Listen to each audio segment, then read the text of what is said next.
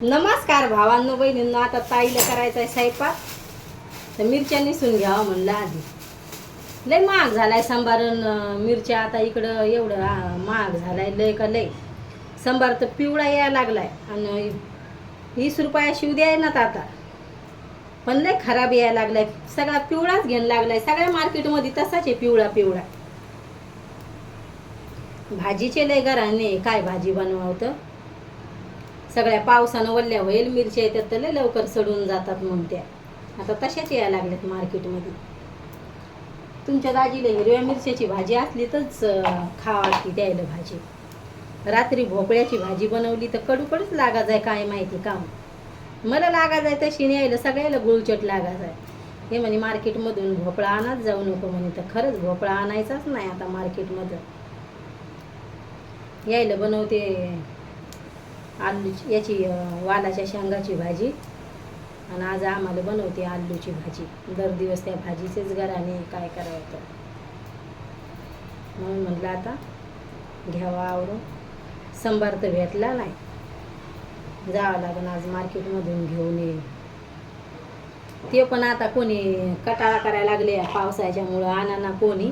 आणि हिरवा यायला सगळा पिवळट पिवळट. काय भाजी करावं काय भाजी करावं. मग तिचं आता घरातले कामं आवरले, म्हणलं चला आता स्वयंपाकाची तयारी घ्यावा करून. कधी कधी कांदे लय तिखट येतात. ह्या बारच्यान कांदे लय भारी आलेत. कधी चांगले येतात कधी नाही. आज म्हणलं आता काहीतरी वेगळा जरसा खेळो. तेच आता सगळे आपल्या चॅनलला नाव ठेवतात, असे छेडो राहतात म्हणून. आता काय करावं, आता घरगुती चॅनल आहे तर काही नवीन सवीन दाखवणं होत नाही त्याच्यात. काय दाखवावं तर असं झालंय ते.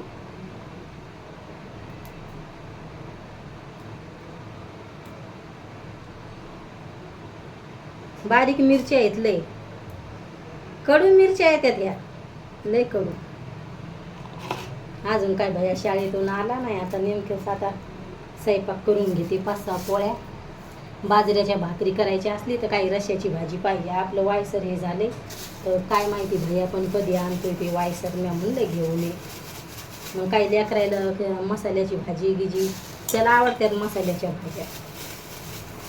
ह्या अशा काळ्या पण चालतात इकडं, चिकन लिहिल्यासारखं.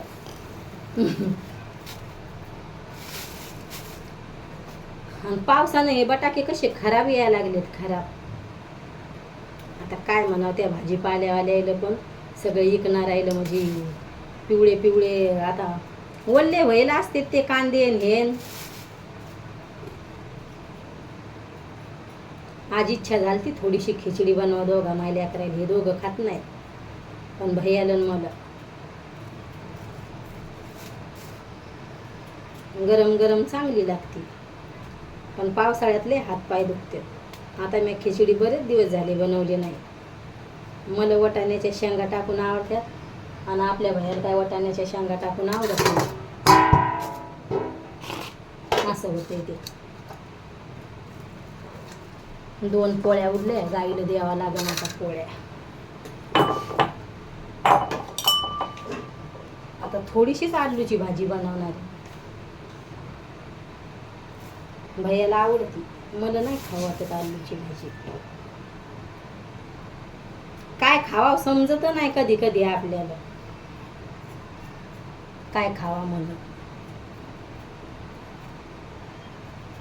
सकाळी कोण नसते नाश्ता करायला. थोडेसे बिस्किटचे आत खाल्ले. भैयाचं शाळेत जातं. भैयाचं काय एवढं शाळेचं नाही आवरावं लागत मला. आता ऊन पडले म्हणलं लवकर कपडे वाळू घाला, मग लवकर वाळते. नाही तर मग टाकावं लागतात घरात पंख्याखाली. बरं झालं इकडं आता थोडंसं येतोय म्हणा पाणी. पाऊस येतोय पण कूलर लावूनच लागतोय. जेवढ्या पुरतं तेवढंच थंड राहते, नंतर मग लय गरमट वातावरण आहे. स्वयंपाकाच्या घरात तर लय गरमी होती. झाली आता ताईची ड्युटी चालू स्वयंपाकाची. सगळ्याला एक भाजी जर केली तर टाइम नाही लागत. आता वालाच्या शेंगा उकडून ठेवल्या तर हर्षू नाही खात, असं होऊन जाते. त्याला एकच आवडते फुलगोबी, पण दारावर काय आली नाही फुलगोबी. भाजी बनवताना काय दाखवणार नाही तुम्हाला मी आता. आलू गिल्लू कापताना काय नाही, शिलटे गिलटे असे काढतानाच दाखवते आता. सकाळची धावपळच तशी राहती. घाई घाई हातात फोन धरा, व्हिडिओ काढा, हातात फोन धरा, तुमच्या संग गप्पा गोष्टी करा, व्हिडिओ काढा, असं होऊन जाते ते. सकाळची शाळेची घाई, दाजीला कामावर जायची घाई, सकाळी त्याला चहा पाणी बनवून द्यायला, पाणी ठुलं आंघोळीला, ते गेले कामावर. परत दाजी विचारतीन फोन करून काय भाजी बनवली.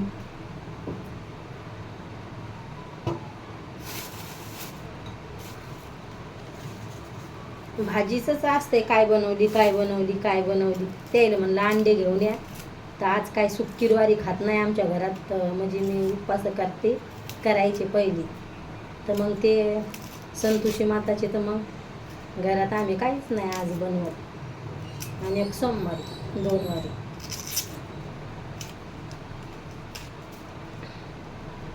ट्रे आणलं होतं तर संपलं आता. हरसूबाईला लय अंडे आवडते.